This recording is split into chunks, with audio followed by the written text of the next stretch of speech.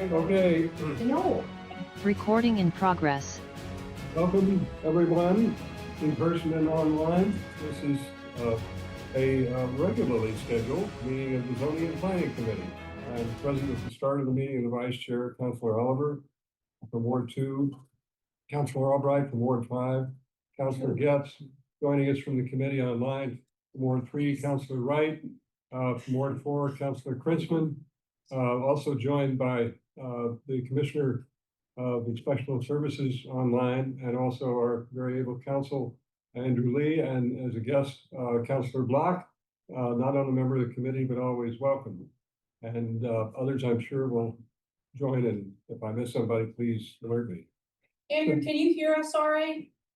We were just having audio problems in the beginning. I can hear you guys just fine. Thank you. Sorry. We've got several items on the agenda, and the first item is the item about the build-out ratio, and we have some adjusted recommendations from the planning department. Ms. Kyra, do you want to come up to the table? I think it would be, Yes. get everybody up here. Come on up. You got room? No point in sitting in the peanut gallery. There are a few of us old enough to understand what that reference means. Most people don't understand it. Do you all know what the peanut gallery was? I know the reference, I don't know where the peanut All butter. right, I will now enlighten you with a bit of historical trivia.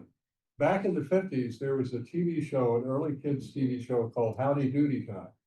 And where the kids audience sat was called the Peanut Gallery. So there you are. Right? See, look at that. I don't use that meeting. Look what you got. Yeah. Love it.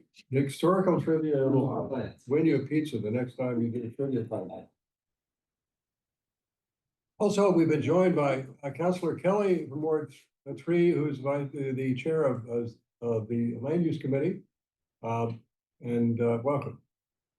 So, Ms. Carter, I'm going to turn it over to you to explain where you think we are.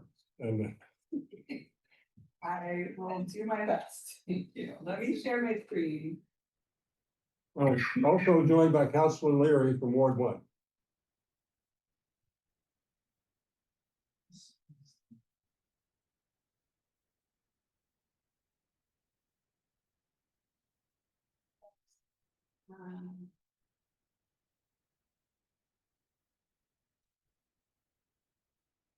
Here we go. Okay, so following up on the last meeting, talking about the facade build out ratio, we took a sort of deeper look at the potential exemption. So tonight, we're going to present some analysis regarding those exemptions and sort of some pros and cons of each and a potential recommendation.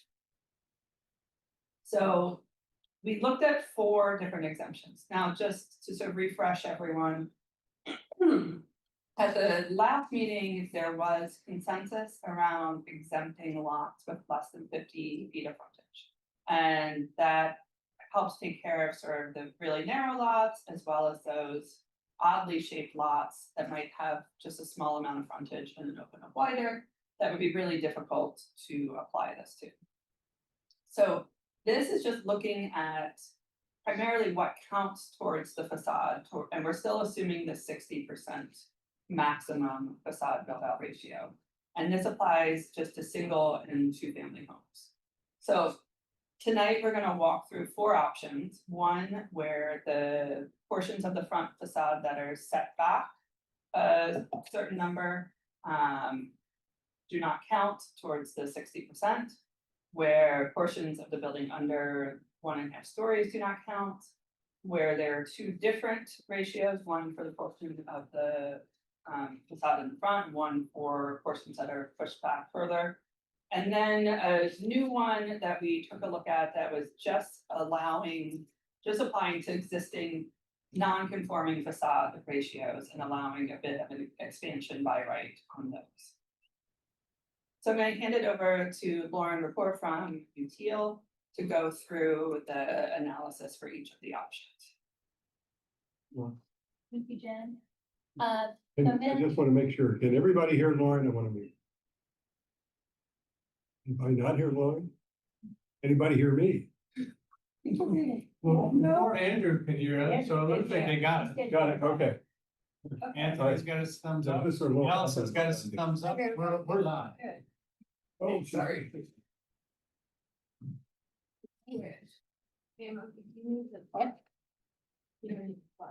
No. We've been joined in person back down to the right.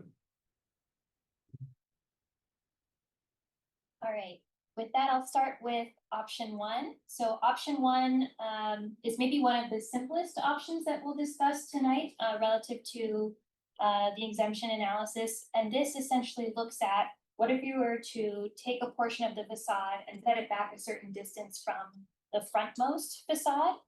And so that's what you're seeing colored in blue on these diagrams. The diagrams look at setting from whether you're setting it back 10 feet on the left, 20 feet in the middle, or 30 feet on the right. What degree of setback would feel appropriate to exempt from the facade build out analysis. And just to break things down a little bit, anything within this zone that's at the frontmost portion, that is restricted by the 60% maximum facade build out. And what we're talking about is this setback piece being fully exempt from the 60%. And so that means in theory, that can go to the side lot line at that height. The side setback. Correct, side setback. Yes, thank you.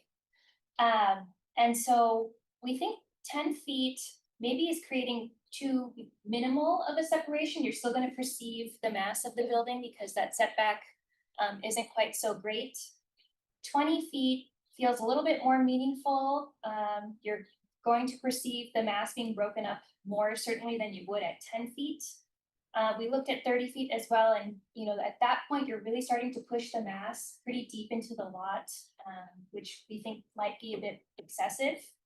And so we looked also at what it feels like in real life. And so these are different examples around Newton of homes with those 10 feet, 20 feet, and 30 feet setbacks. So you can see what that looks like progressing from left to right. And again, we feel like 20 feet maybe is a good middle ground to strike because you're breaking up the mass just enough, but you're not forcing development too far deep into the lot. And again, with this, all setbacks will still need to be met with these options. So next, we're going to talk about potential height exemption. So as you know, there is already under consideration an exemption for fully 1.5 story buildings. So those do not have to comply with the 60% maximum facade build out. But what we do want to study with you all here tonight is what if you were to exempt portions of 1.5 story facades from that 60% rule. So here in the middle diagram and on the image on the right, you can see what that kind of combination would look like. So essentially you're having a 2 or 2.5 story building that must be in compliance with the 60% facade build out maximum. But outside of that, you can have a 1.5 story facade that's exempt. And so what we're looking at is whether that 1.5 story portion is in plane with that larger 2.5 story portion, as in the middle example, or whether you have some degree of setback, as in the example on the right, where we're showing what that would look like if you put it back 10 feet. We also looked at what that feels like with some built examples from around Newton as well. So on the image on the left, that is in the same plane as the front facade. So they're kind of all in alignment with one another, and you can see what that feels like. In the middle, it is also in the same plane, but just shows you how that can certainly be broken up, on either side of a 2 or 2.5 story structure. And then in the example on the right, you can see what that 1.5 story portion looks like when it's set distance back from the front. That's set back roughly 10 feet in this example. So next, we're going to talk about a concept that was raised around a secondary facade build out ratio. And so in this. Excuse me, Lauren, before you start that, I just want to clarify. Are these in the alternative or could they be combined, or you're recommending any? I'm just trying to understand We think it would be simplest if they weren't combined as a regulation, but right No, now. I just understand, I just want to understand, you're not recommending both, you're recommending either. Okay. Okay. You don't want to on this, you don't want to be on this side. Even it out. We're all getting cozy. With less of a setback over this side.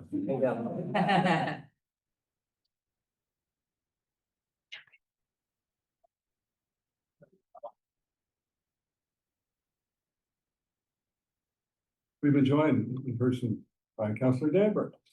Okay. Carry on. Thank Okay. you. So we were just getting into this concept of the secondary facade build out ratio. And so with this option, you would have a primary facade ratio that applies to the front elevation. So this introduces essentially two new definitions. Now we're having what we call a primary front elevation, which is the portion of the facade that is toward the front of the lot, as you can see on the portion of the mass on the right. And then there's what we're calling a secondary facade, a secondary front elevation, which will have a secondary facade ratio applied to it. And that's allowing a larger ratio for a certain distance setback from that primary front elevation. And so what we're going to study is what is the impact of setting that back a certain distance from the front elevation. And we're also going to look at what is the impact when you have it set at 70% versus 80%, as compared to our 60%, which we're applying to the portion of the mass at the front of the lot. And as you can tell, this is complex. So it's something that we do want to keep in mind as we study it, that this is something that's maybe a little bit more complicated to implement relative to the other options. So the diagrams that we have on this slide all study what would happen if you were to set that secondary facade build out at a maximum of 70%.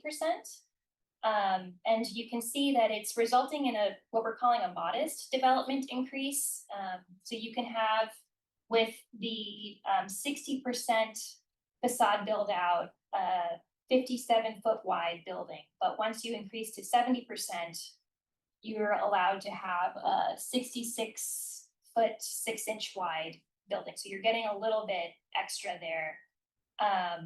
And what I would keep in mind with this option is that after a certain point, so in this instance, once you get to lots with frontages of 50 feet or less, the side setbacks will start to govern and take precedence over the facade build out ratio.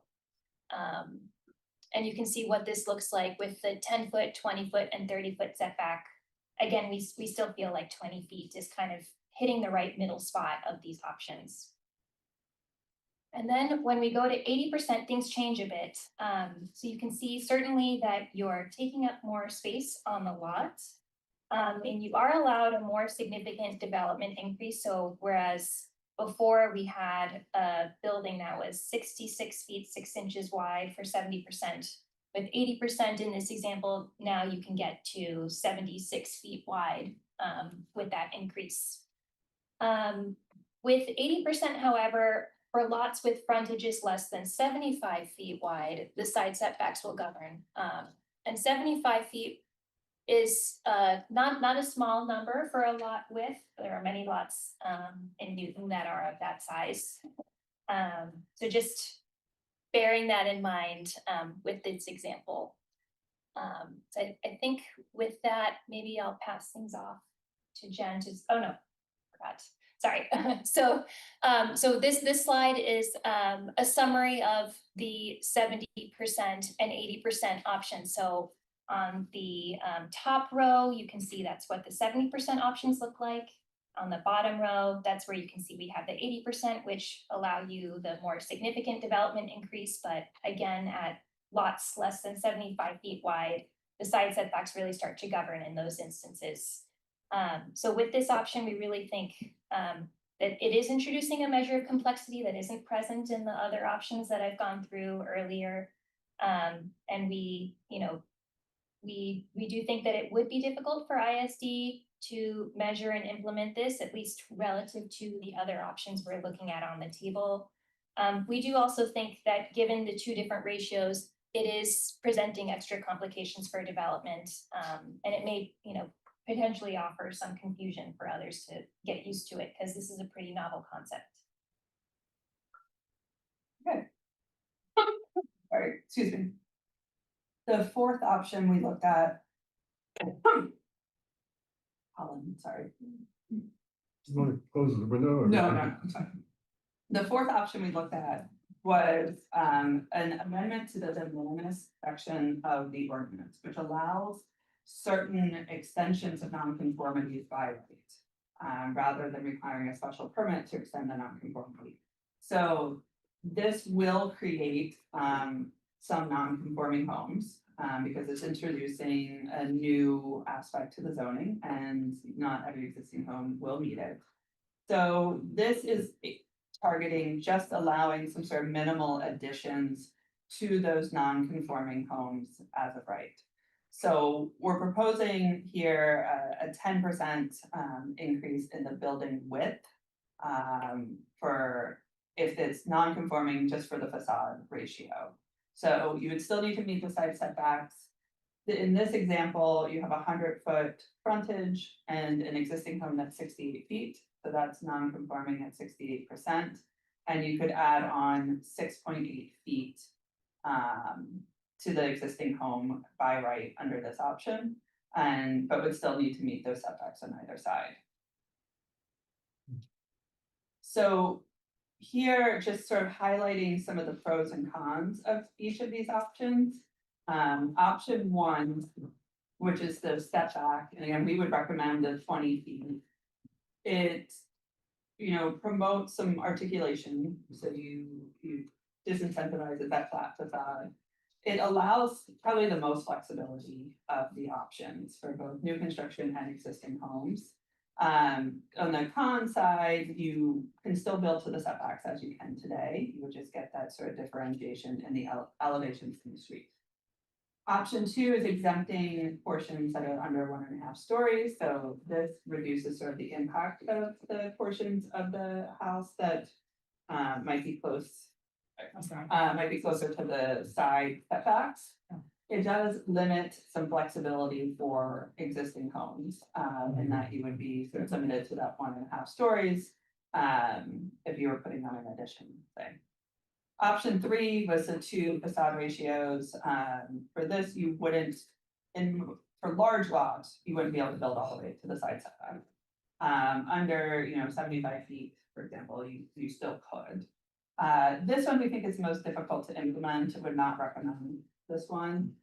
Just keeping in mind that these are all intended to be by right, and the sheer volume sort of single family homes that inspectional services sees permits for, because this would apply to anyone doing any sort of addition as well as new construction, that any additional complexity is just creating more time in the review process, as well as creating more ability for confusion or mistakes. And for the de minimis allowance, this is focused on existing homes and allows a bit of flexibility for existing homes. However, that additional width and having to still stay within the setback still may not be sufficient for the layout someone's looking for, or to justify that cost of addition. Some additional considerations to keep in mind. So again, the tear downs are about 100 a year, so about 10% of sales each year result in homes that get torn down. These are mostly focused on those smaller post-war homes on larger lots. Recent zoning changes have also reduced the impact of new construction. I think the changes to average grade as well as retaining walls have been impactful in forcing a change in the construction of new homes and reducing that sort of feeling of the house being quite so big. The feedback we got from builders as we've done is, we did interviews earlier on in this process, but also just as we continue to hear, has been that Newton has made a lot of changes impacting residential construction in a short period of time. Not that any of those are bad changes, I think they're all, good changes, good intent. But things like average grade, retaining walls, trees, electrification, and stretch code, we're really just seeing the effects of now. Because some of these didn't even go into effect until January 1st of this year. So we have heard feedback that this is a lot, and it maybe would be better to sort of pause for a while, or just be careful adding on additional regulations.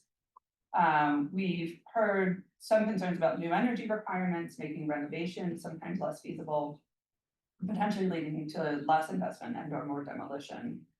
And with the economic conditions currently and uncertainty in cost of materials, et cetera, code changes, we are seeing building permits down so far. So the commissioner ran the numbers, and this year to date, permits for new homes are down 42% from this time last year. So that's a significant decrease. And especially when residential properties make up the majority of the city's revenue, budget and taxes, and it's also, residential building is also a significant part of the city's new growth. So we do just want to be cautious in moving forward and really thinking about unintended sort of consequences from any changes to the zoning around residential. That said, our recommendation would be what we think is one of the simpler options that allows the most flexibility, which is exempting the step back more than 20 feet. This reduces sort of the impact of the new buildings from the street, doesn't push the mass too far into the back lot, allowing for preservation of open space, allows some flexibility, for the most flexibility, I think, for additions. But we also recommend sort of, if the committee moves forward with this, monitoring residential demolition and construction and building permits for at least a year to fully understand the impact of all of the changes, before adding any other changes to the zoning around residential construction. And that's all. Happy to answer questions. I know we have the commissioner here as well, help answer questions or add his input, as this will be, whatever we do here will become his. So I'm gonna start with Councilor Wright, then Councilor Albright, then Councilor Danberg, then Councilor Getz. But before I do, I want to say thank you to you for making the presentation. And of course, a lot of thought went into this. I guess before we get into the comments, I really want to be clear on option one. Still means people could build all the way to the setback, right? Correct. And I just say that my own reservation about that, even though it's simpler, is that it doesn't really stop the butter impact. It does minimize the kind of impact on the property owner. I mean, the streetscape to a certain extent, like our garage ordinance was designed to do. But that is an exception that basically swallows the basic principle of limiting the amount of the setback that's being consumed, and so I'm personally cautious about it, but I want to hear from colleagues. So let me start with Councilor Wright. Thank you. So the way I see this is we want to incentivize keeping the house versus tearing it down. So being able to do a lot more on an existing house versus a new build, I think would help incentivize it. Coming from that, looking at from that way, I like a couple of different things, the setbacks. So one of the thoughts is if it's an existing house, the addition or whatever could be 15 feet or 20 feet. And if it's a new build, then it needs to be 30 feet. And I mean, so 15, 20 feet from what? I'm sorry. from the facade. From the, you mean the setback? Yeah. Option one. One I'm. You're making a distinction in option one between the 20 and the 30. Yeah, and depending- basically between existing and new. No, I understand. I just need to Okay. be clear about it. And then what I also would like to see is we have the 60% facade build out. But like you, I don't want to build right up to the setbacks. So, for maybe existing houses would be 80%. And new houses would be 70%. That you could be the facade, you know, how wide the house is. So, so combining those two. And then also on option 2 to talk about, 1.5 stories. That could be built out to the setbacks, I think only existing houses and not new houses. So just to be clear, Counselor Wright is asking for a distinction between old and new. Yep. Okay, and then different models from there, okay? Yep, and I think, one of the things that you mentioned is the measurements and calculating this is all simple math. I mean, the average grade is very complicated and how to figure that out. The stretch code, there's so much going into it, the trees are kind of hard.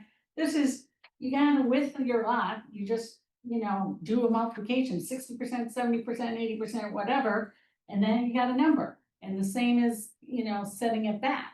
It's very simple math. So I don't think this would be that complex to enforce, and especially that you do get a certified engineer to certify the drawing saying that it was built to this, and so his you know, license is dependent on that too. So I don't think there would be a lot, I don't think it's that complicated.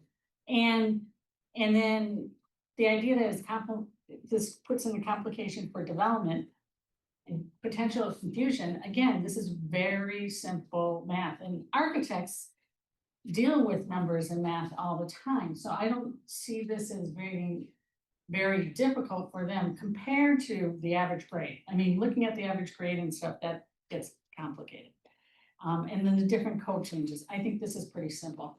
But I'd like, and the de minimis, you know, I'm okay with 10% or even 15%, something bigger.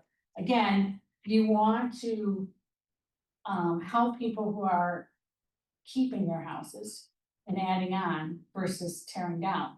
Now, what I'd like to see later on, 2 things, and is when you tear down a house, you have new setbacks. And the second, I like to see what Lexington does is a sliding scale in FAR when you do tear down, because most of them, except for a single family like a ranch, the gating factor for almost all the volume on the house is FAR. Very seldom it's anything else, lot coverage, open space, whatever, but for the most part is FAR. So dealing with the FAR would help.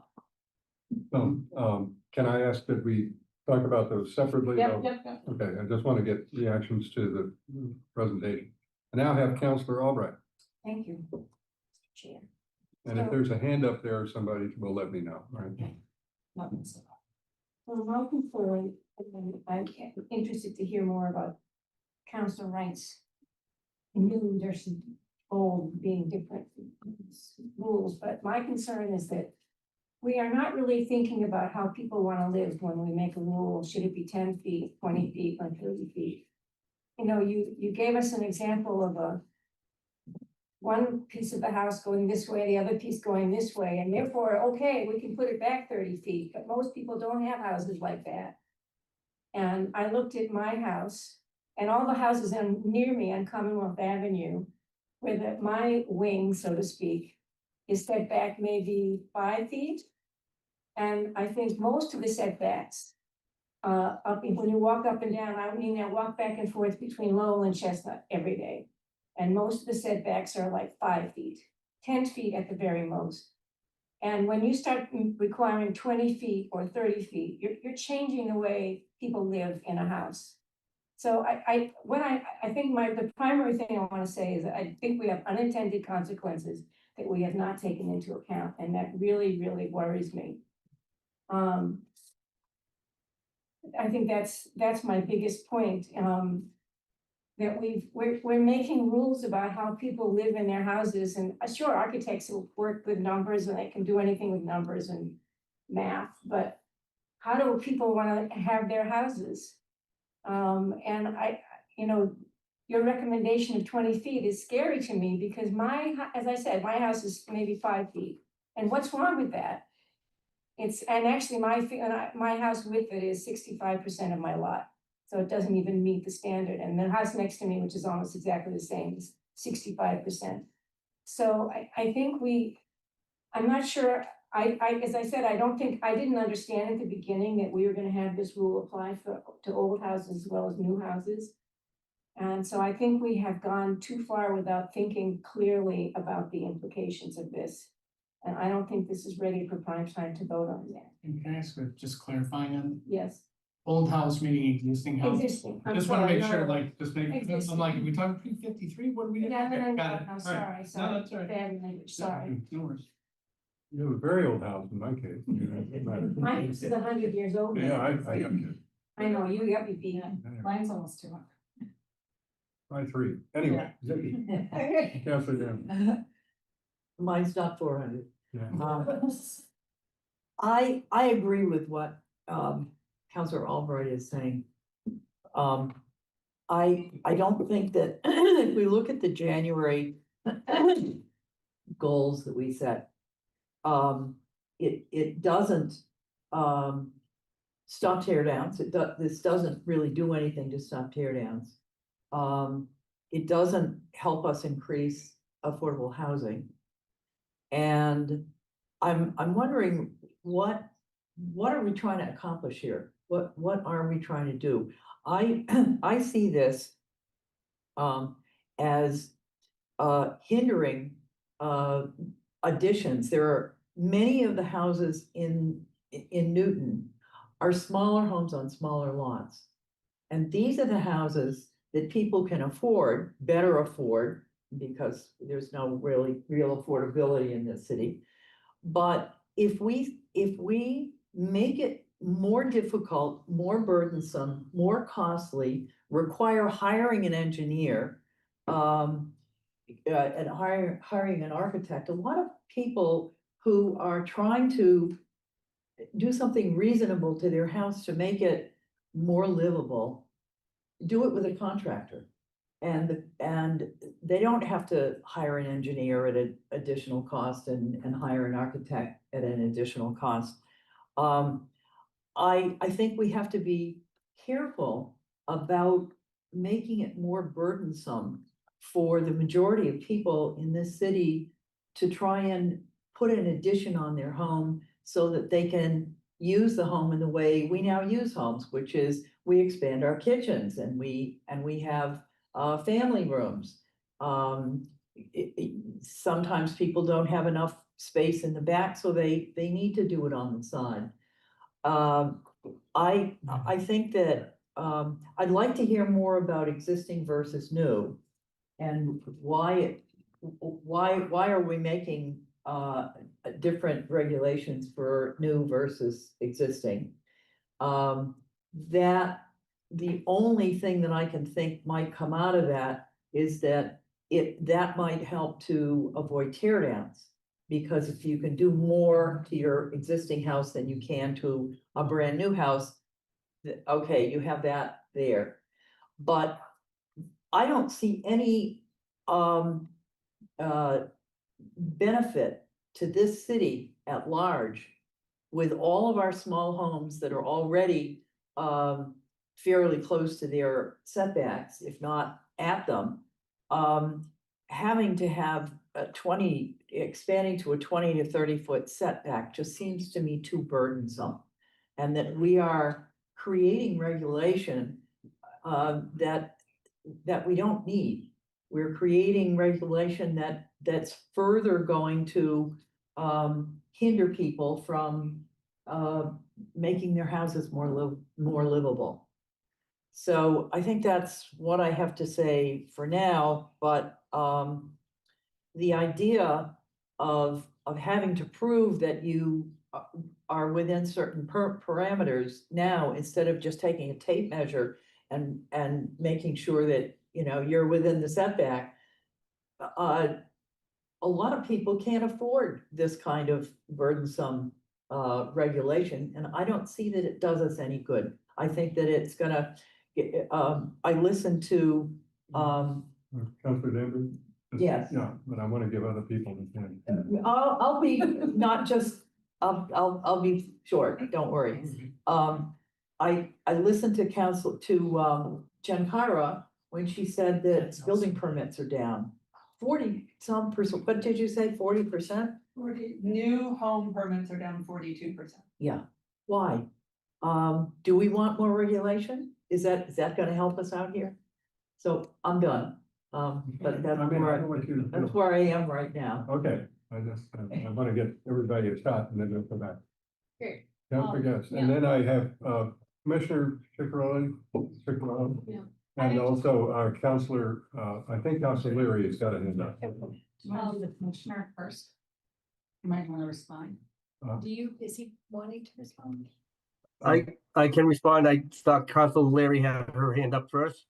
I don't mean to cut the line. Well, but Counselor gets it before both of you, so let me get her word in edgewise first. Oh, this is an immense amount of work.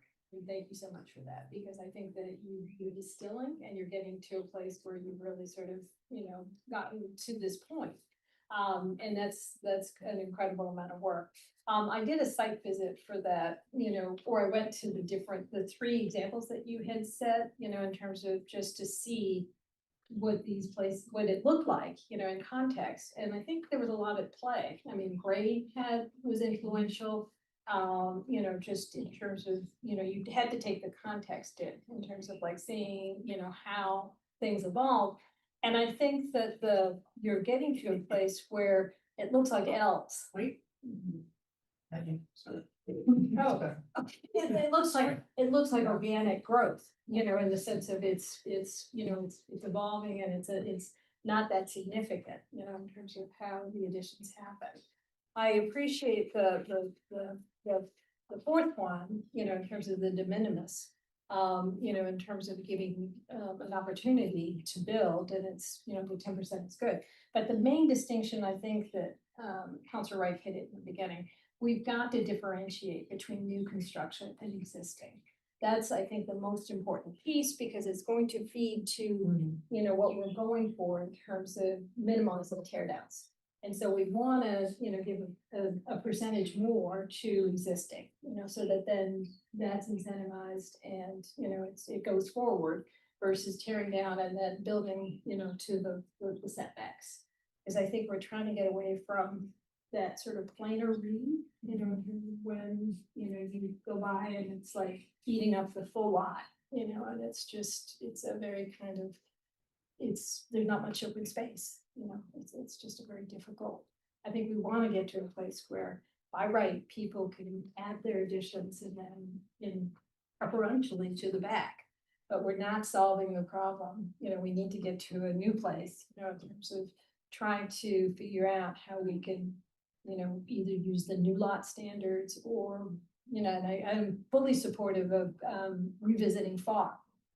Just because I think that we need to sort of get to a place where the FAR is totally inclusive in terms of all of the habitable space. I just feel like that's a separate item. I know, but it's. I know, I can take it up. Right? Yeah, we can have a conversation about that one.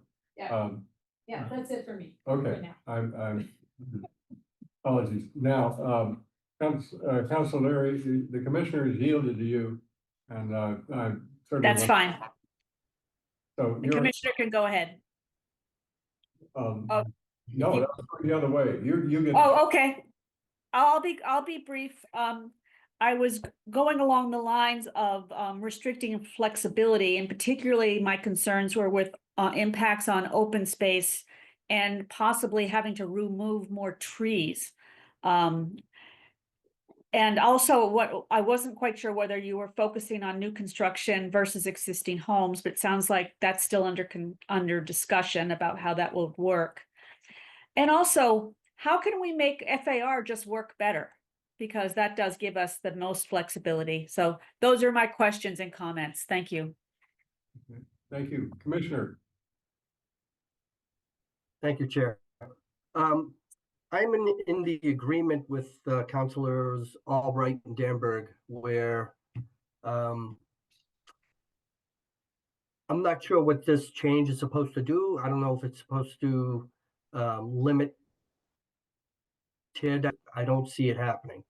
I am one of the choice of let people build what they want as opposed to maybe making some changes to their plans in order to some of the illustrations shown look as though the house is almost sawtooth with a look like that where you're made to put an addition of some sorts back 20 feet so it does not count to the front facade. I just don't see how this would curb any type of demolitions in the city if that's the purpose of this ordinance.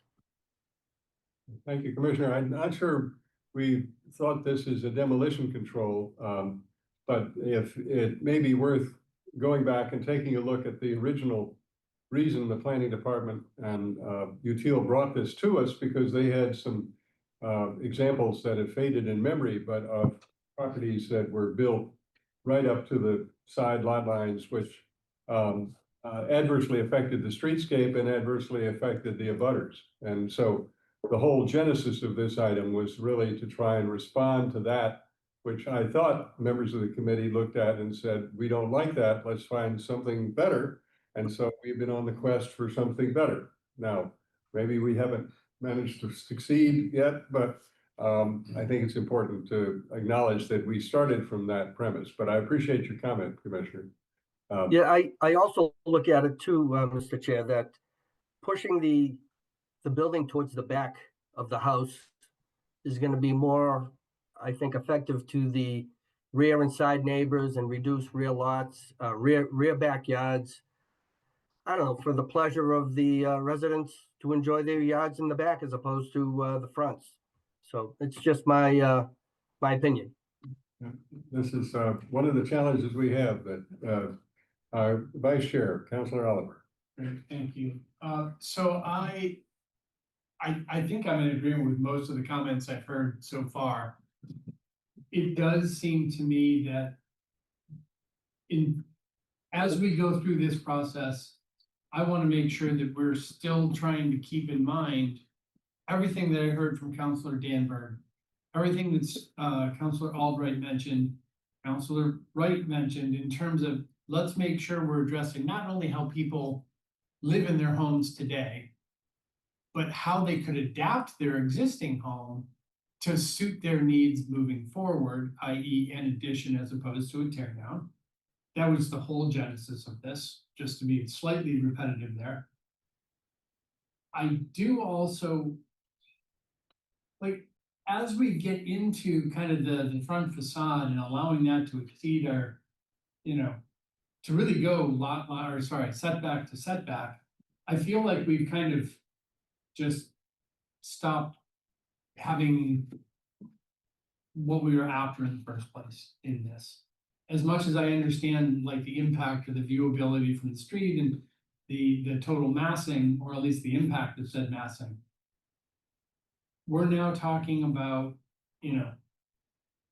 I go back to I really question the value of this step for whatever headaches this may or may not end up causing ISD down the line. I'm just wondering if the value to the city is in here. And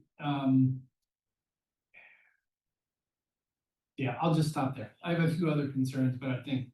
Okay. So let me just say a word on this. I think we've all been concerned about tear downs, but I think the department has been very clear so far in saying that remedies to like FAR and adjustments to that are a bigger lift and require more analysis, and we certainly can take that up in the committee, but we haven't asked the department for that kind of election and analysis or its equivalent. We can certainly get out. It's within the scope of the existing items, so we can certainly ask for that as part of what we asked the department to examine. But I do think that the genesis of this item was, again, a recognition that there were properties being built in the city largely looked like new construction, if I recall. I don't recall many of the examples that you gave us were adaptive reuse. They were tear downs being replaced by big, frankly, ugly buildings. And I think that's where we saw them. And saying, okay, their impact is so great on the street and the abutters that it's worth having some ratio. And that's why UPO went through the analysis it did to generate the build out ratio that we had. And I thought the committee was in the mind to say, we've agreed that that's a good idea. The question is, are there situations where there are legitimate exceptions to that rule, right? And so I guess my personal view, but again, this is a question ultimately for the committee, because we've got to give the department guidance, and I don't want to take something through our committee that's not going to, if it doesn't succeed here, it's certainly not going to succeed on the council floor. So the question I have for the members of the committee, are we still of a mind that we would like to remedy the setback to setback impact of new construction at least? Or is that something you want to yield on? Oh, new construction, definitely. Yeah. Starting fresh, Right. so you can make your design. All right, so we have really not had made a distinction so far. This was a uniform rule that would apply to new and older construction. And I just want to say that the distinction between new and, new construction and adaptive use can get tricky for the commissioner. That's how we got to the FAR rule we have today. 20 years ago, you may remember, because we had a rule that said if you were just adapting or adding to your structure, you didn't have to comply with the FAR, but if you were building new, you had to. And what people were doing were saving a room and building a mansion around it. And so I don't want to go back to that reality, but I'm hearing a question from the members of the committee. Is there a distinction opportunity to be made between new construction and adaptive reuse that would allow us to remedy those situations we first began to look at, but still allow some of the homeowner renovations that have been members of the committee have been indicating they would like to see occur? Now, that's a distinction we have not yet heard you make, and we have not had a recommendation from you, but I guess I'm hearing a sense of the committee, unless the committee feels that I'm misunderstanding it, that there is some sentiment to preserve a facade ratio limit for wholly new construction, right? But having a sense that if it's not new construction, we want to be cautious about what we do and how we do it. Is that a fair summary for members of the committee? Yeah. Okay, so I guess my question to Util in the department, is this something that you can cook on some more and come back to us with? Or is it, are we going to burn the cookies? We can try. I would also welcome any thoughts from the commissioner on this. We have intentionally steered away from defining new versus existing because there are just so many ways to exploit that. Yeah. That it's not an easy line. So that is a tricky one. We would have to solve for the existing versus new. Yeah, and I think, Right back to the leave one wall up and. Yeah. We just. Yeah, yeah, and, being part of the foundation. yeah, and the gamesmanship that went on there was, you remember that? I have an example of it in my neighborhood.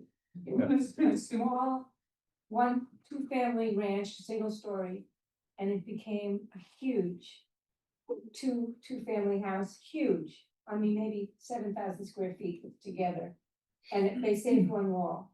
Yeah, we had Yeah. the same thing in Chestnut Hill, so it Yeah. was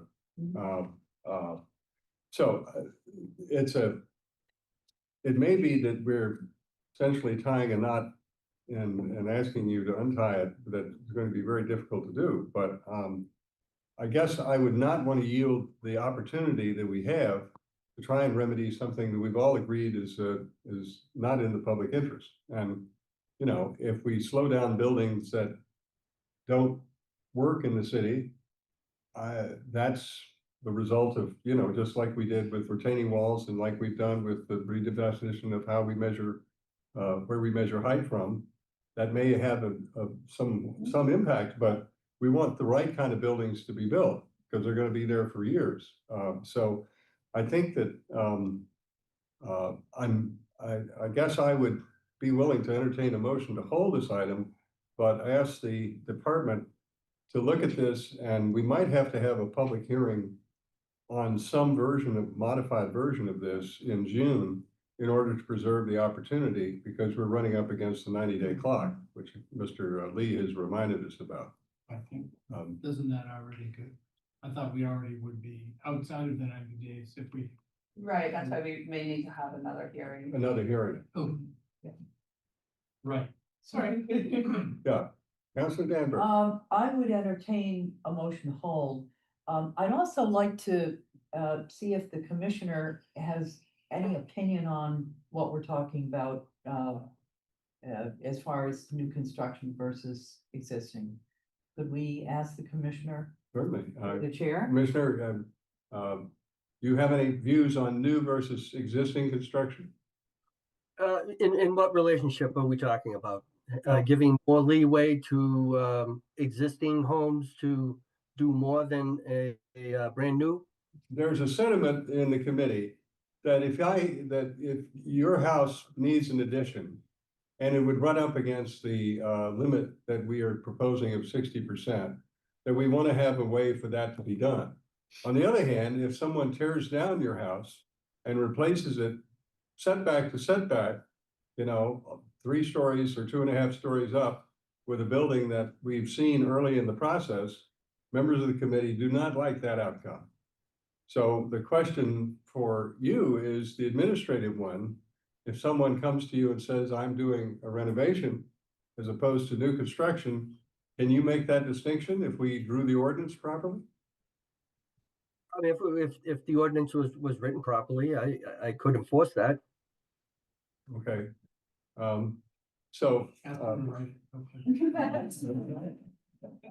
Yeah, write it quickly. All right, we have not a formal motion, but a willingness to offer one, I think. Let me get to. I'll make a motion to hold. Yeah, okay, but hang on, let me just hear the rest of the committee and then we'll take this. Yeah. Councilor. Just one quick thought as well. The 42% reduction, right, in new permitting. Right? Yeah. Right, good. Seeing as I watched the other comment. I'm actually really curious if we have the ability somehow through, I don't even know what the mechanism would be, but there's got to be a handful of influences behind that, Oh, yeah. right? You've got building costs, you've got the electrification, there's a whole list. Oh, yeah. I don't want us to not, or to kind of take our eye off of that factor. Because what we're seeing right now might, or some percentage of it might get better when interest rates go back down, and perhaps If the situation, the economics of this all change. I just don't want us to look at it and go, oh, it's because of electrification and done. I think there's a myriad of reasons behind it. And it'd be great if we could try and figure out how we might, I don't know, or who we might even survey or get some bead on that. I don't know. Yeah. It's just a thought to keep in mind. Okay, Sorry. I think it's a laudable objective. I think it's very difficult to parse out what doesn't happen, the dog that didn't bark as opposed to one that did. But anyway, Councilor Wright. So a quick way to kind of take a look at our surrounding communities, Brookline, Watertown, Waltham, and have they seen a decrease and what's the percentage? Because not all of them implemented what we've done. And if they're seeing 30 or 40%, it's more Good than point. economy. Sure. And At least takes electrification out of the equation to a degree, So, or some of the Yeah. other things. And then- Yeah. the other thing that I wanted to talk about, like how to define new build versus renovation. You might want to do, might end up being a percentage of your footprint. If you can add 100% of your footprint, because some of these houses are really small. And you got 700 square feet footprint, you can go to 1400 square footprint, and that still would be a renovation versus this whole thing about, leaving up one wall and redoing everything. Well, I think that, so let me make this suggestion to Teal, whose patience seems to be inexhaustible, and our planning department. I'm seeing Right there. quite amount of exhaustion.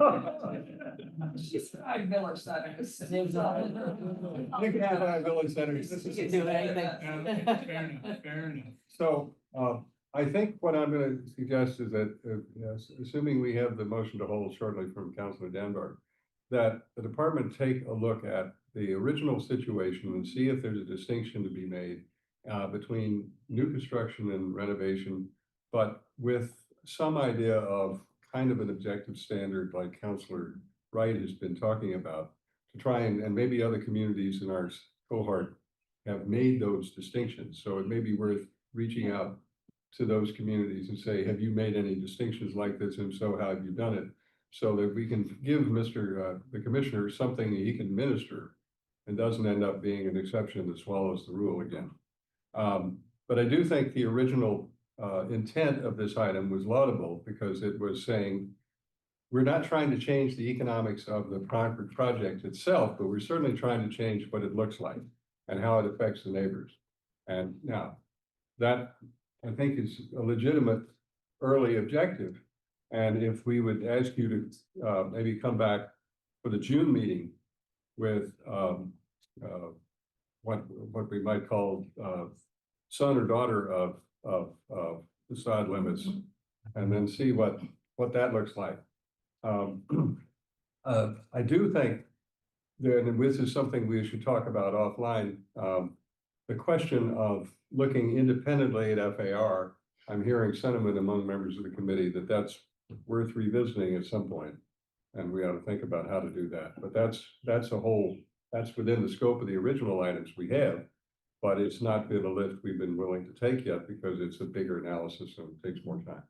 That's all right. And maybe before that, which I think would be easier, is tear downs doing new lot standards versus old lot standards. Again, we have to make the distinction of tear down and what, you Yeah. know, and how much is torn down versus how, because anytime a renovation, there's usually some demolition. Yeah. And so, this is where your conversations with your peers may be worth, some time. But, does that give you sufficiently opaque instructions? All right, then, entertain a motion to hold. Move hold. Mr. Pressman, he is not asleep. This is good news. We just jumped from the wheel. Waiting for his moment. Waiting for his moment. All right, so that's a motion to hold by Councilor Pressman by a nose. Councilor, Thought I made one, but. yeah, I know. Never mind, this is a good horse race analogy. Anyway, okay, and let's try and have something for the meeting, the first meeting in June. Okay, and maybe schedule a public hearing, Yeah. just because I think we need to have time to cook on this. Okay. And I don't want to have a public hearing in July or August, right? Is that, Do you want to show hands on that? or do you Yeah. wanna go electronic? I think we have a motion to hold. All those in favor will say aye. Aye. Opposed? Abstention? Okay, unanimous. Thank you very much. Okay, thank you very much. Yeah. Thank you. You know, we just can't get out of here, you know? Thank you. and we're so- We don't give you easy problems to solve. Yeah, if they're easy. Yeah, that's why. Okay, thank you. All right. So 8524, which is the enhanced preservation of existing homes, again, and setbacks, 4124, I'd entertain motion to hold on both of those because they're the sort of umbrella items. Counselor, all right, all those in favor, say aye. Aye. Right. Okay, now, the next item is 30224, aligning zoning proposed use in new development. This is Councilors Oliver, Wright, Lucas, Maliki, Kalis, Farrell, Greenberg, Getz, and Lebovitz requesting discussion of possible zoning ordinance changes to align zoning to the proposed use for the by right or special permit projects for new build or major renovations. The goal would be to further improve consistency in lot utilization, setbacks and open space, and structure massing height FAR within a neighborhood. So this is This is an item we have not spent as much time on, but who's going to carry this one, Ms. Kyra? Or you are? Would be me. All right. Let me share, I'm gonna share my screen though. Thank you, 1 second. Printed notes from the other rooms.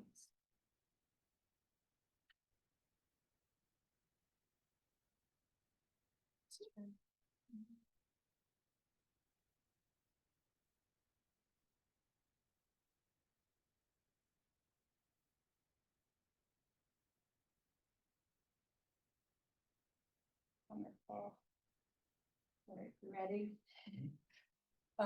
So this is an introduction to the topic, as the chair mentioned, of residential uses in non-residential zones. So we won't be diving into too much detail, but wanted to kick off the discussion. We look forward to the board's discussion and clarification on the goal of this item, but our understanding is the reason for raising the item is twofold. The primary concern appears to be around residential uses in non-residential zones, allowing for residential redevelopment through the special permit process that is out of scale or out of context with its residential surroundings. A secondary concern may also be the potential for non-residential uses or commercial redevelopment by right in residential areas that is again out of context. Though given the current market, that's a less likely outcome at this time. Thank you. So where throughout the city are there currently residential uses in non-residential zones? There are small clusters, go to the next slide. Throughout the city, the majority in Nonantum. Next slide. Zooming in, you can see the pink parcels. Those are the residential uses in non-residential zones. In groups near Adams Street, California Street, a few in West Newton and Auburndale. And then if you go to the next slide, we'll see the southern section of the city. Fewer here, but some clusters around the Highlands near Route 9.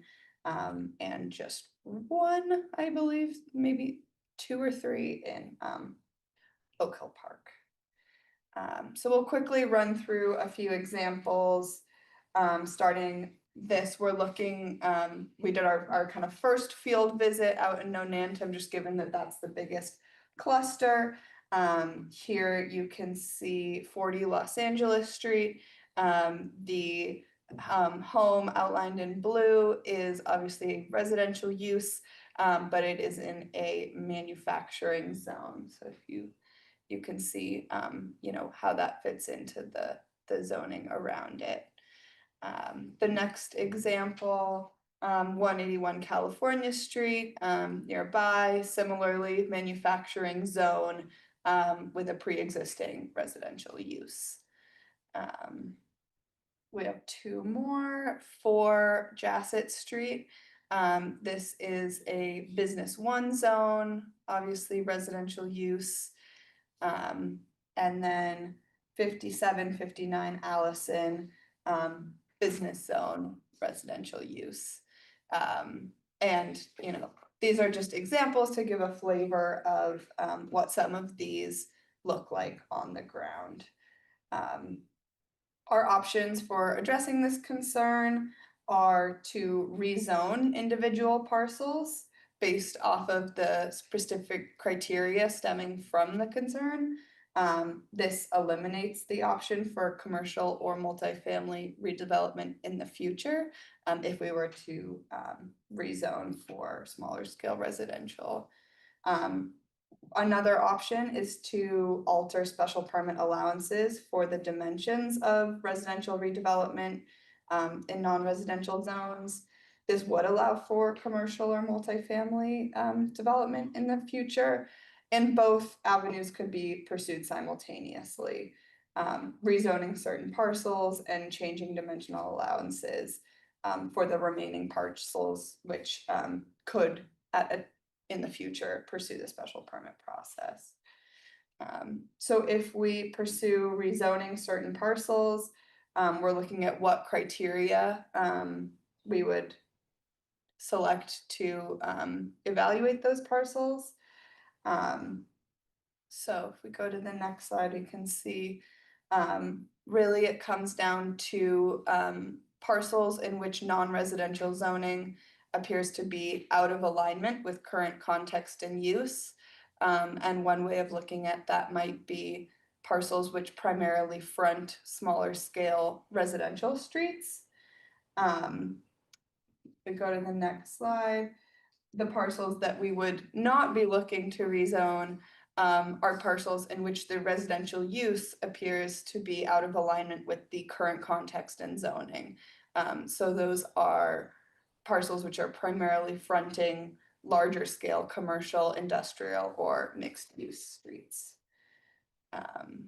As I mentioned, the other option is altering dimensional allowances, for the special permit. We don't have any specific recommendations, given that we're just starting the conversation. But we have in the next slide a, dimensional table just comparing MR1 and MR2, to BU1 and BU2, just for the sake of the committee's conversation. Here you can see the primary differences, are the, difference in FAR, as well as, the difference in how setbacks are measured.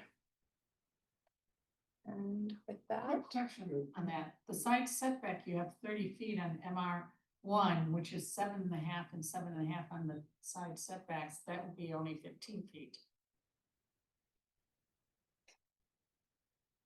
oh, that might be an error. So the Oh, side yeah. setbacks are wrong, I think the front setbacks are wrong, and the rear setbacks are only 15 feet.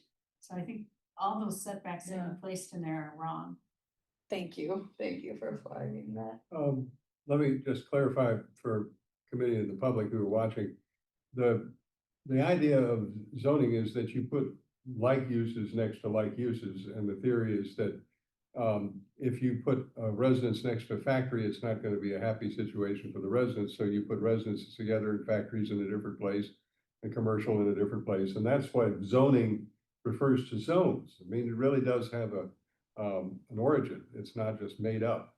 But most of the conversation has always been around a commercial use in a residential zone. So there's a stretch of Commonwealth Avenue, which is surrounded by residential, near Newton Center, where there's a small commercial outliers. And the question is, well, should they be residential, but they're still commercial and they pre-existed? And so they're not, this is another example, but in the opposite direction of things that are not, the zones are not pure, so to speak, of commercial or business or residential. And so the question is, in this case, what happens and should happen to the residential in those contexts? So that's, but let me recognize the docketers first on this one, because the department has made a presentation, and I want to make sure that the folks who brought this to us have a chance first, and then I'll go to the committee. So, Well, do Councilor you Wright. have any more left? Any more slides? No, Discussion. okay, Okay, so. I think Councilor Wright, just so the public knows who you are, as if they were not sure. what I think, to me, listening to this maybe is a little confusion, especially that last slide, is the houses that you showed that were in the business use or commercial, they have larger setbacks for the most part than what the setbacks call for those lots. The problem is, and as you saw on that slide, there's like the setbacks for commercial are very, very small. And that's the problem. And so, we'd like to see, I mean, the first one option, maybe with modification, or if you're going for, a BU lot on a residential street, you can still have more than one unit, but you use the residential setbacks. So if this would be an MR2, you would use an MR2 setbacks. So let me just let me understand what you're saying, that if there's an attempt to build in the business zone, a residential use, a new one, as opposed to these that are all existing, you're saying that you would like to have the residential zoning parameters apply to that use as opposed to the business parameters. Yes, Is that fair? yes, and Okay. that's where we get the complaints from. Okay, that's, And the FARs, as you saw, there's double or quadruple of the FAR for a BU, and the setbacks are a lot smaller. I mean, all of it just, but that's, I think, a slightly different question than the docket item. That's why I want to be clear about it. Now, it may be, well, now, Councilor Oliver, you're one of the docketers. Yes, if we kind of go back to, I believe it was October 10th, last year, we put together a couple of different options, right? To kind of get at what we are talking about, and I think I can say this out loud without offending anyone anymore. 20 Clinton Street. One of the biggest challenges we had with Clinton Street was the height. The other challenge we had with that construction was that, or that project, is by right, they were building residential, but using business zone controls. They had to be like 13 millimeters off of each of the outside setbacks and 3 feet off the back. I'm exaggerating, but that was the impetus in part behind this.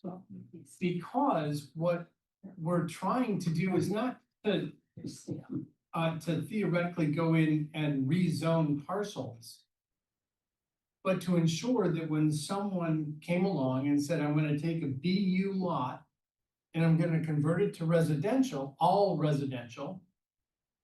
If you look at the use tables, right, in business, what I had recommended is, well, let's consider removing the option for the city council to grant a special permit that would allow entire residential on that lot, or force them to use residential controls that exist in that neighborhood, not the business zone controls, dimensional controls, that is.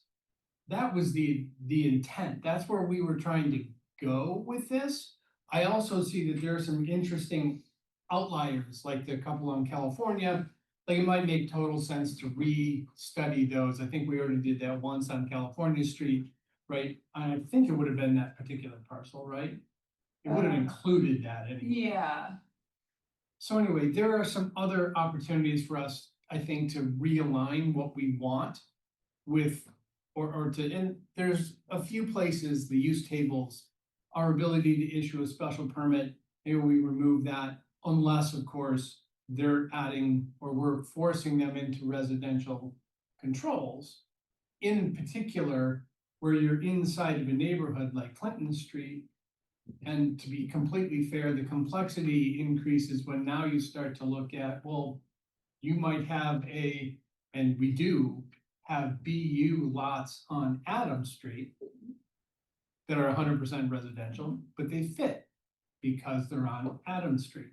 So this is really side street contextual, and I know that's in that, I think we're saying the same thing. Okay. Slightly differently. I think what we're saying is on those small side residential streets where it really is residential.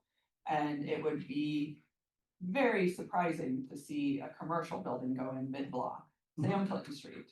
That maybe those shouldn't allow for business uses, that those should only be fully residential. That those maybe should be rezoned to something like MR, where it fits in with what's surrounding it. On places like Adams Street, you want to keep both options, and you do have a mix. You have the business, you have the mixed use, you have the residential. And there you need maybe different controls for when they're seeking a special permit for fully residential. So, you know, that maybe those are, the setbacks right now are based largely on whether you're abutting another residential district. on a BU lot. On a BU lot, yeah. Right, yes. But you're not always abutting, you may be abutting another residential use, but not another residential district. So Exactly. now suddenly your rear setback is 0 feet. Right. Rather than, if you're abutting a residential district, half the building height or 15 feet. Mhm. So I think it may be a twofold thing, looking at the small residential streets differently than the larger commercial streets. And so updating both the BU zoning and the dimensional controls there, as well as looking at where it really should just be rezoned. Because you're not expecting a mixed use building or a commercial building mid-block on Adams Street, right? No. Clinton. Clinton, sorry, Yeah. on Adams, yes. Yeah. On Clinton, no. Sure. That maybe streets like that should be MR. Entirely, And yes. that's more Totally. consistent with what's around Right. it. Right, and I think really also one of the things I'm being very sensitive, or trying to be very sensitive to is not rezoning a lot of business or manufacturing for that matter, No, lots And- away to residential before, you know, because, you know, everything else that's going on. yeah, and we completely agree, and that's where we showing those, the use, it's not that the zoning is inconsistent, it's that that particular use The is use of- inconsistent with the correct. zoning, so in that case, you would not want to rezone it. Like on the California. street. Yeah, you would want to keep the Yep. manufacturing or business zoning. Yep. Because there may be a future use that is more in line with Right, that. and then I think where, pardon me for saying this, if anyone here lives on Jassett Street, but I think Jassett, that one lot, what was it, 4 Jassett, I think? Mhm. That's an interesting situation there, because that's BU2, is that what I saw, or BU1, I forget, BU1? Right, I mean, that's what, 50 feet off of California Street? Yeah, That to me is an interesting proposition. yeah. So, And that's where we were hoping for a council discussion on what, it's an art and not a science, what is the kind of criteria for this is right for a rezoning, or this is one that falls into a category of let's look at the dimensional controls of the special permit. Right, because as those residential streets intersect the commercial streets, you do want to maintain the ability to have that commercial use on the corner. So that's important. And so how far in does that go? Do you wrap the corner a bit? You know, I think that's sort of the nuance that we need to look at more and it closely. does seem to me that, you know, council feedback here for you. Mhm. It does seem to me that one or maybe 2 houses in off of a California relatively major thoroughfare, to me, makes sense to leave it alone. However, until someone comes along, leave it as is. Yeah. Right? And then when someone, or if someone comes in to change it, we've got the opportunity for both, Yeah. development types. I Sorry, would vote- it's not me that acknowledged. All right, I want to make sure that I've got all the documents. Counselor Danberg, Yeah, so we ready to take non-docketers yes, discussion? yeah. Okay. Counselor Holbrook. I think this is an important discussion, for us to have, and I thank you to the docketers for bringing it up. I see, changing use, in the past few years or, decades, over what was organically done on, for instance, Adams Street, where we had some commercial and we had some residential, built, many, many decades ago. A question that I have that's maybe an esoteric, thought, and that is, have we ever had a case in the city where somebody who owned a commercial lot on one of these, on a street like this, who built to the commercial, 0 setback, rear, et cetera, and then after the fact, let's say a year or 2 later, they had commercial, one of the commercial enterprises failed, and they decided to move their own furniture into the building and live there. And now you've got a residential use with 0 setbacks, et cetera. And that's something that we would not want to happen. I think it makes a lot of sense to have a different set of criteria for if you're building a residential. I don't see any harm in putting a residential use on a commercial street. But I do agree that, the look has to be different.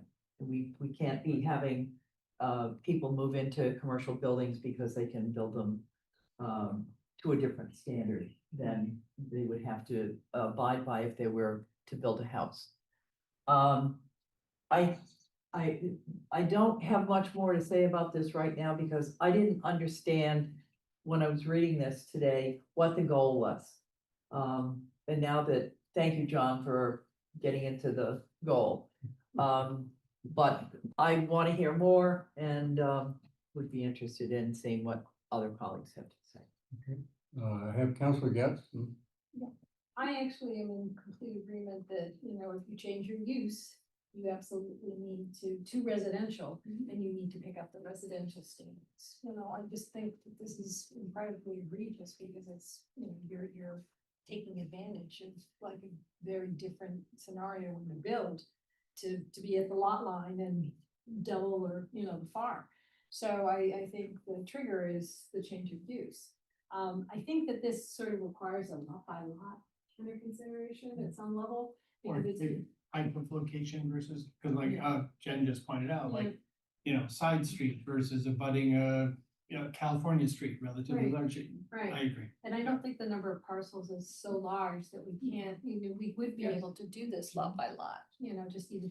But I also think that, you know, historically, I'd like to know, like, in terms of like other, you know, we're focusing on Nonanto, but it's kind of begging to be looked at in the other zones, you know, in terms of what's going on there and, you know, whether or not the pathway is gonna be good, you know, whether or not it's just to be rezoned for, you know, if they change their use, then they are required to use residential. And that's what we have begun doing, going out into the field and walking around with a map of each parcel and just getting a sense. Yeah. for It feels like a parcel. historic kind of piece that needs to be revisited, you know, because especially if it's near a village center, it's got a very different context, you know, it's gonna be like Adams Street, which you can feel it, you know, it's a wholly different zone, you know, than other villages, so. Let's see, I take it that there is some enthusiasm for your presentation in trying to make distinctions between those lots which seem appropriate for preserving for the opportunity and others where you want the lots to preserve the residential scale, even if they are in a commercial zone, but are turned into residential, right? Now, that's a tricky distinction to make, as we know, but we're not handing you any easy problems tonight, so, Can I just make a comment? yes, Councilor Can we go? Mulder. So, I'm in very much agreement with everything I just heard. I was just wondering about the, you know, the 15-minute neighborhood concept. So there might be not a factory, but a cafe or a drugstore. I mean, it wouldn't be a drugstore because there's CVS. But, you know, there might be some kind of a commercial thing. So it really feels like you really have to think it, yeah. You really have to think it through from that perspective as well as you're doing this work.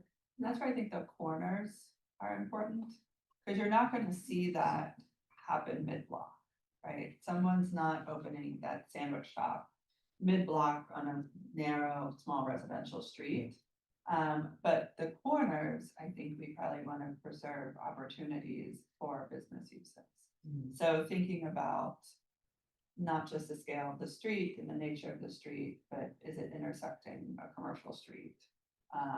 That sort of thing. So on the other side of it, if it's a business zone and you've got a few residential ones, that feels to me like more difficult to figure out. You know, what kind of businesses are appropriate in Newton anymore? I don't even know the answer to that. And do we want to encourage more of those, whatever they are, and less residential in those areas? Or should they all become commercial, or should they all become residential? To me, that's a more difficult question to answer. Yeah, I don't think we would try to change the business or the residential uses that are existing in a business zone, Right, that should be a yeah, business zone, right. right? It's about what happens when someone redevelops. So we weren't planning to look at like the business, the use table at all. It's more about the dimensions, like, is this the right zoning district for this area? And then what are the right dimensions for a fully residential development that happens in a business zone? But, there used to be, and if I can recall correctly, some changes of use triggered a requirement for special permit. Remember, we had that in Newton Center in the whole complex around, the Langley parking lot. And we were saying, wait a minute, we don't want to, if somebody changes, this commercial use to that commercial use, they don't have to come back and play again. But there was a sense that there are some changes that are significant enough that they do require a special permit. So I guess the question is, the mechanism may be something worth talking about, but what you're trying to get at is one of those situations to avoid the equivalent of the 20 Clintons, and not disrupt the opportunity for business development where it really makes sense. Yeah, and Newton Center, I think what we looked at before, it was more that parking was triggering the issue with the change in use. That they may both be uses allowed by that zone, but the change in parking requirements triggered the special permit. Right. We also have the non-conforming, like your ComAv example was a Yeah. perfect example of the non-conforming business in a residential zone, that any change then also triggers a special permit, and that may be a separate issue we want to also look at. Here, it's more about when you're building, the business zone allows mixed use by right or fully commercial by right. But to have residential on the ground floor requires a special permit. So fully residential development and business zones always require a special permit. And it's not about the change from the prior use. It's about just that you have ground floor residential. But we've seen a number of those lately that, it seems that the dimensional standards maybe aren't tailored properly to those fully residential. Well, they don't change, do they? They don't change. Right. And they're more reliant on whether there's an adjacent residential district than on what's actually happening on that lot, or what the actual use is on the adjacent lots. But And the FAR is the same for BU, Yeah, so it's 2 to 4 times. yeah, greater, significantly higher than. Significantly, yeah. And it may be appropriate in some areas that on a larger commercial street, that more FAR is Yeah. appropriate, right? Like on a California street versus a Clinton street. Yeah. It seems that there may be appropriate to have more FAR on those streets, but thinking about how that gets tailored and how setbacks get tailored is what, we're planning to look at as part of this. So, let me recognize Councilor Wright in a second, but where do you think we go from here, from your perspective? So I think we keep doing, so we've started as Masler said, we started the analysis of going out and like actually walking around, looking at all of these parcels. So I think we need to keep going with that and think through what, some proposals for dimensional standards in business zones, and then come back. And I think we'll probably need to walk through kind of parcel by parcel with the committee at some point, or at least show you our analysis and recommendation per parcel. Well, given that the genesis, this seems that the biggest cluster is Nonanum. Yeah. If you were to say, all right, let's at least try a test drive there. And you've got certainly the one counselor here, I assume would go along for the ride if you wanted to take it along. It may be a possibility to get at least rather than take this all citywide yet, you've got citywide zoning rules, but at least to see if you could solve or get closer to a solution in one area. And maybe bring that back and say, okay, does this now, whether it travels is a whole nother issue, but it seems to me that we ought to get something started in Nonanum because that's the most vulnerable in the community. Well, there's more than that. Yeah, and that's where we got started. Okay, Councilor Wright.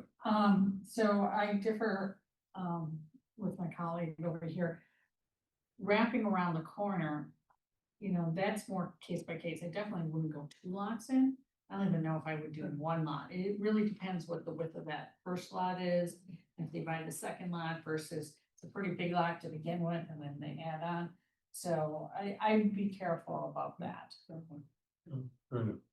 Well, Counselor, yeah, I'm sorry, Councilor Leary, you're with this board one. Yes, thank you very much. I just wanted to say that I would be very interested in participating in those walkthroughs. And I do remember that it was quite helpful when we did that through the Village Center Overlay District walkthroughs. And there might actually be some data that we collected back then that may be relevant to this as well. Thank you. Okay, so, Just Councilor Danbury. a quick comment. I don't know whether the houses across the street from the Newton Center Post Office are zone business or residential. I'd have to look at the lot, but we have that, we have that case where you have serious commercial on one side of the street and you have all residential on the other side of the street there on Beacon Street. Yeah, those. Or is it DC though? Well, it is, but there's underlying Okay. zoning as well. So DC, they could have built, you know, 3.5 story Yeah. commercial on the first and residential above. Yeah, so it's, right across the street is residential. It's actually SR and MR. Mhm. So, Post office. now this strikes me as gonna take a little bit of time to get to something. What's your sense of timing? Because this involves some field work. Mhm. And I don't, what is your sense of returning to, second round conversation? I mean, is this gonna take over the summer or I'm just trying to do a little calendar planning here. Yeah, it might, September is probably a safe bet.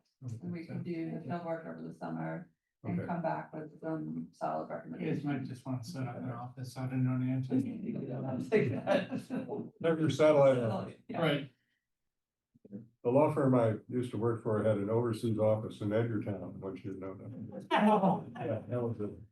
That was, Over. Which office was that? that was Helen Barlow, it was Oh, yeah. Boston law firm, but it was always struck me as great fun, they had the overseas office and anyway, all right. To clarify, are you more interested in just looking at the option to rezone certain parcels? Or are you also interested in changing the dimensional controls? Cause that would be more citywide than just Northampton focused. Meaning, Oh, sorry. Yeah, just making Yeah, sure that we absolutely. should be Oh, pursuing both of absolutely. these. Yeah. Assuming that the change of dimensional controls would happen when something is being redeveloped. Yes. Through the special. Well, it would apply to fully residential. Right. Right, moving from manufacturing or business to fully residential. Yeah, so I mean, there would be, again. Getting into the like existing versus new gets tricky. I think there would be cases where you had an existing fully residential building in a business zone, right? Yeah. That's currently non-conforming. We apply different dimensional controls for fully residential in a business zone. And it may be non-conforming to now setbacks or FAR where it wasn't previously. Which would then just trigger the need for a special permit if they're making that non-conformity worse. So I don't know how often we see fully residential in a business zone that is then doing additions or things like that, but not completely redeveloping. Again, there's always the special permit outlet for an extension of non-conformity. Yeah. But it would, if we change the dimensional standards, it would apply across the board in the business zone for residential. It sounds to me though that part of the answer to this question is gonna come from the field, a little bit more field work. For sure. And, so if you're not clear yet, that's Yeah. okay as far as I'm concerned. I think that if your field analysis Yeah. may give you preference when you get back. Yeah. And I would just suggest that rather than give you the solution today, because you might Yeah. not like the solution when you got out there. But my knee-jerk reaction is, unfortunately, yeah, I kind of like the changing of the controls for residential when it's being redeveloped. Yeah, I think it's both. But I think we can use no Nantucket as sort of the test case and then test sort of applying that elsewhere and see if those assumptions Hold stand on. up, yeah. Okay. And how Um, many, Is it, how many lots are we talking about that's roughly that are business or commercial that right now is residential use? Less than 300. Okay, Councilor Danberg? is it now, maybe, you can answer this, Jen, is it now illegal for a party to move into the first floor of a commercial building? Let's say, Yeah. there are 2 units. One of the units, goes defunct, the business leaves. Yeah. And the owner of the other one, let's say he owns a building, says, well, I'd like to live right next door to my business. I can just walk next door and it's convenient for me. And so if, would we allow that person to move into first floor? Only by special permit. So you'd be adding a residential use to the ground floor, and a residential use on the ground floor requires a special permit in the business zone. Okay. And I have that exact number now. It's actually 140 roughly. Okay, that's not too Okay. bad. Yeah. And you can go down Clinton and you take And care of you- 10 right Yeah. there, you know, so. You know, you drive down Adams, you get Yeah. another 20 of them covered. Yes. So, Yeah. I'm gonna entertain then, Councilor Christman, the motion to hold. Happy to move hold. All right. And I think before we vote, I think the thrust of the conversation is to do the field work and come back in the fall. Is that fair? Everybody clear? Yeah. Okay, all those in favor will say aye. I, Opposed, abstention, it's a vote. Okay, thank you very much. Now, our last item is a matter of great moment. And Councilor Albright, this is requesting discussion and possible ordinance amendments regarding raised beds in the setback. And I assume we're talking about flower beds as opposed to sleeping quarters. Twist. Yeah. This is actually Councilors Albright and Danberg. There are 2 documents on this. I don't mean to diminish your role here. These are to exempt raised beds from the definition of a structure allowed to be placed in the setback. So I don't know if the commissioner is still here, but yes, he is. So Commissioner, this item involves and grew out of an interpretation, I believe, of your office, but we wanted to give Councilor Albright and Danberg an opportunity to express what their issue is and what we might do to solve it if we can. Okay. So this all started because a resident of Newton contacted us about a neighbor who had quote unquote turned them in. And ISD had gone out and I guess taken away their ability to have raised beds in their front yard. And so I had a conversation with the commissioner about this. And found out in fact that if I'm saying something wrong, Commissioner, please correct me, that raised beds are considered structures, which are not allowed in the setback, the front setback. Is that right? Do I have that right? Yes, yes. And so we talked about it a little bit. And the commissioner said, go forth and see what you can find that other cities and towns have done. And then we can use that as a way to talk about it. And he said, just make sure that whatever you find and do, it's something that we can, that's specific enough for us to be able to enforce. So that seemed like a reasonable request. And that's why, and I can't look at it now because I forgot my mouse, so I'm stuck, my trackpad doesn't work. Here's a hard copy. You want a hard copy? That's okay. I don't think we want to get into the details tonight. I think, tonight, I'm more interested to find out if others on the committee are willing to move forward with this. And, you know, we can probably find other examples. Of some of them, like I think it was Minneapolis, you can't have anything in 3, I think it was 4 feet from the street or 4 feet from the lot line. After that, you can raise your raised beds 3 feet. So there are specific rules in various counties and cities about how raised beds can be. Some didn't allow them at all, as we don't. But it seemed to me that there's one on, I shouldn't say where it is, I won't say that. But it's very close to City Hall where there's a raised bed in the front yard, all the way to the lot line. And so other people, not just the one that called us or emailed us, but there are lots of people who have raised beds in the front setbacks. And so I think that's the conversation I'd like to have, is do others care about this? Okay, let me recognize the other doctor though. Yeah, since Counselor Albright and I have been discussing this, I've been looking all over the cities I drive around for examples of this, and have found many examples of very nice raised beds. In fact, one of the churches has raised beds. I don't think people know or would even imagine that it's illegal to have raised beds in the front setback, because very often people have trees in the back, and the only sunny portion of your yard that you have is the front. We also allow, because it's not spoken to in the zoning code, we allow Home Depot buckets, for example, 5-gallon buckets. There are many people that have lots of these in their front yard with tomatoes in them and things like that.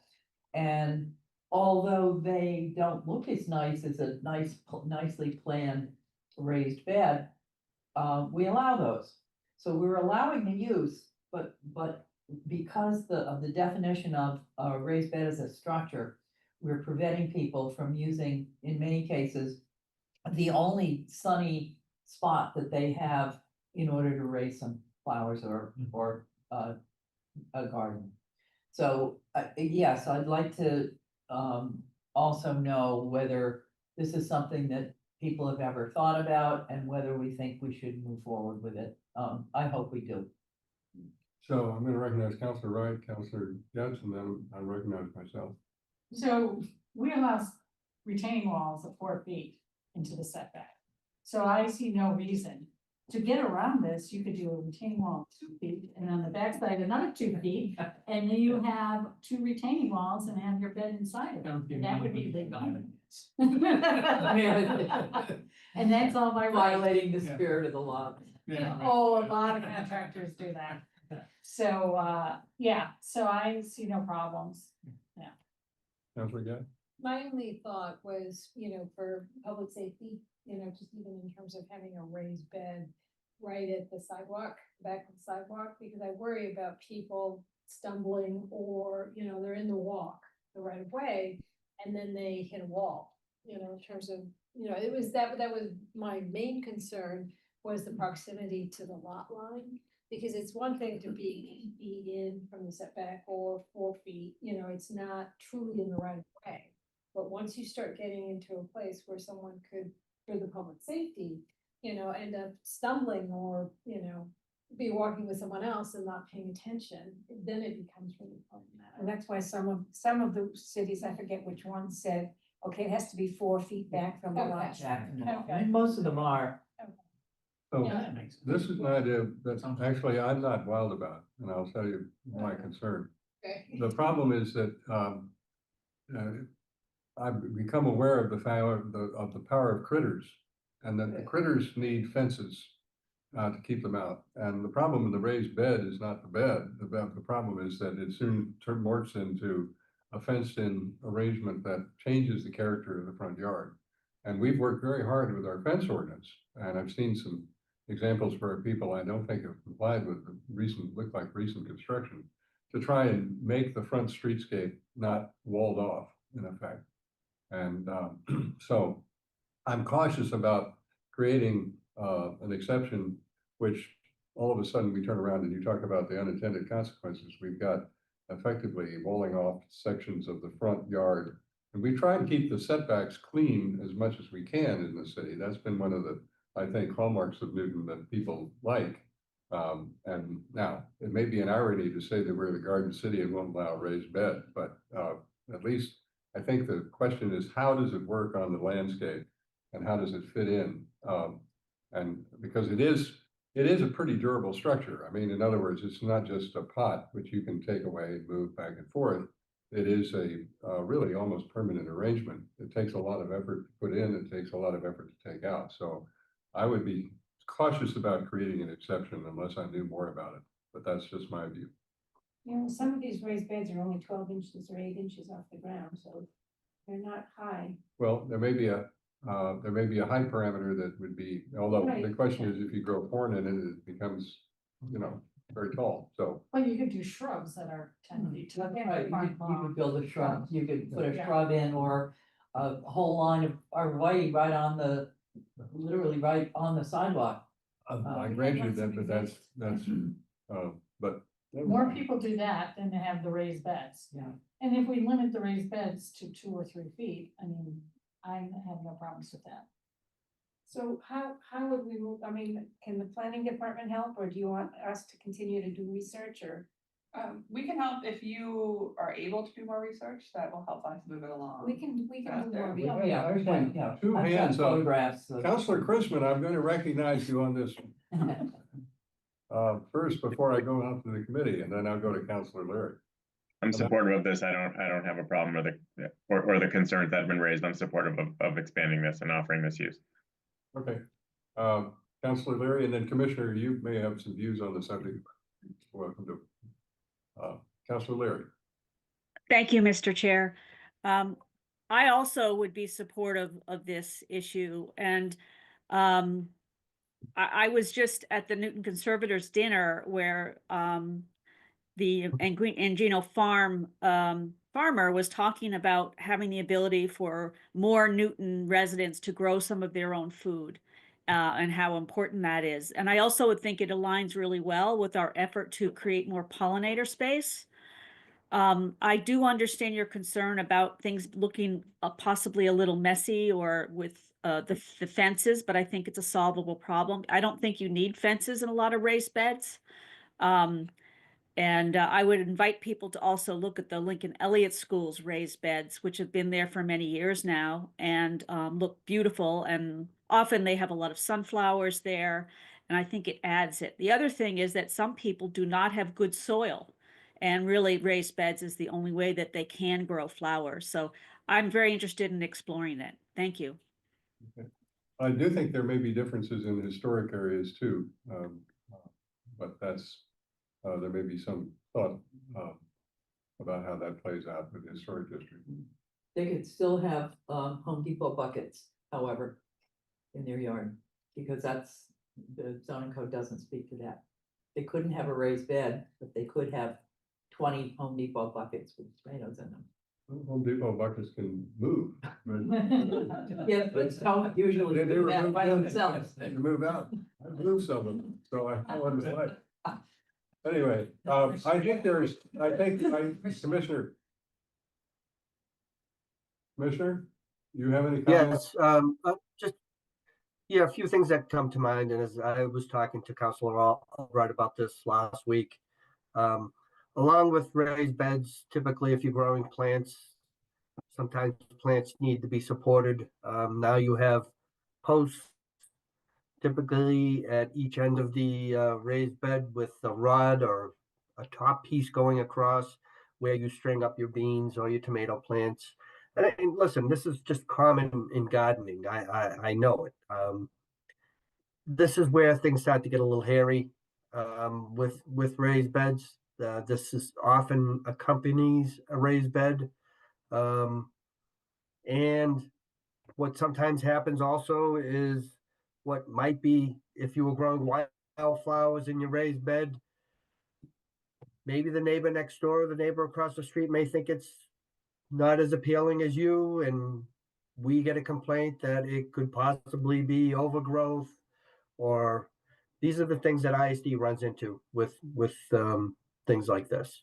I'm just giving you a heads up on what usually, or what has happened in the past. Typically, if we see a raised bed and it's not, and we don't get a complaint on it, we won't enforce against it. We try not to. But if we do get a complaint, we do the enforcement. Maybe you need a pollen sign if you have a while. That's a requirement. I share the commissioner's concern that the bed is not the problem, it's what gets added to it that in order for the garden to operate, and then it begins to look like a different than a front yard, it's really something appropriate for the backyard, so. But I sense the majority of the committee would like to see some exploration of this item, so now. Planning department, you've got a fair number of things, you've got an outstanding complaint, I don't know what you do about this one. Well, I think that the beds have been taken away. Oh, So okay. For this growing season. All right. we're supposed to- All right, so I guess there is some sentiment in the committee to explore what the parameters might be of a successful raised bed. I'm dubious about it myself, but I think the committee's sentiment is in favor of exploring it. So I guess the department can take a look, but I don't think you have the bandwidth to do much with this before the fall. Is that correct, or is this one you can deal with sooner? Let us take a look and see if, find a little more research. If there's a good example, it could be pretty straightforward. Be nice to But- catch the growing season. Well, we'll do our research. Yeah. and get it to you. Okay. Okay, yeah. I mean, you could have all these structures to grow in your front yard without the retaining wall. I mean, without the raised bed, so it can still be there, all that. And again, the loophole is retaining walls. And you can have a raised garden that way. Well, you may end up with either an ordinance or a loophole guide. So it may be that may be a simpler solution, but never mind. Anyway, okay, any more comments on this one? But I think you will have to give us just kind of a sense of how fast you can come back to something, but meanwhile, the docketers will give you more information and you'll see where you come out. Okay, I'll entertain a motion to hold. Counselor Christman, I move hold. all those in favor will say aye. Aye. Opposed? Abstentions? The ayes have it. Thank you very much. I think that concludes our business tonight. Thank you all. Let me just comment that the meeting that we're taking up, we're not meeting on Monday, we're meeting on, I think, Wednesday, right? In May, the 28th. Yeah. And this is going to be a joint meeting. Counselor Albright has kindly been willing to have her committee join us because we're going to be talking about the climate issues that we've been sort of holding off on for a long time. So those of you who are in the public, if there is anybody out there still, who are interested in this topic, it's going to be the end of May. All right. And Counselor Oliver will run that meeting because I'll be coming back from a trip. I won't be there either. All right. But Counselor, it'll be a joint meeting with both committees, but we'll see. Okay, any questions? All right, thank you both very much.